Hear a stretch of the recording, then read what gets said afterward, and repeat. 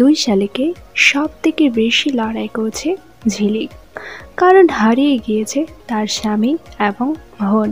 নিজের best friend দেবাকে বাঁচানোর জন্য শেষ পর্যন্ত আখির অভিনয় করতে হচ্ছে তাকে। এই সময়ে সব থেকে বেশি মানসিক ঝড় বয়ে চলেছে ঝিলিকের উপর, কিন্তু তার সেই মানসিক অবস্থা বোঝার কেউই নেই। ঝিলিকের সব সময় খেয়াল রাখত তার স্বামী, কিন্তু বর্তমানে খোঁজ পাওয়া যাচ্ছে না গৌরবের। বাড়ির লোক ধরেই নিয়েছে মারা গিয়েছে গৌরব, এমনকি নিয়ম মেনে শ্রাদ্ধ করবে বাড়ির লোকেরা, আর সেই সময়ে পাশে থাকতে পারছে না ঝিলিক।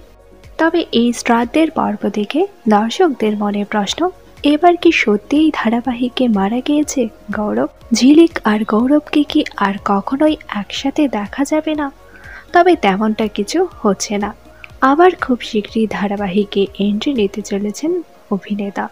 তবে আপাতত ধারাবাহিকে সকলের চোখে মৃত্যু হয়েছে গৌরবের। বর্তমানে ঝিলিকের অভিনয় আপনাদের কেমন লাগছে নিচে কমেন্ট করে জানান।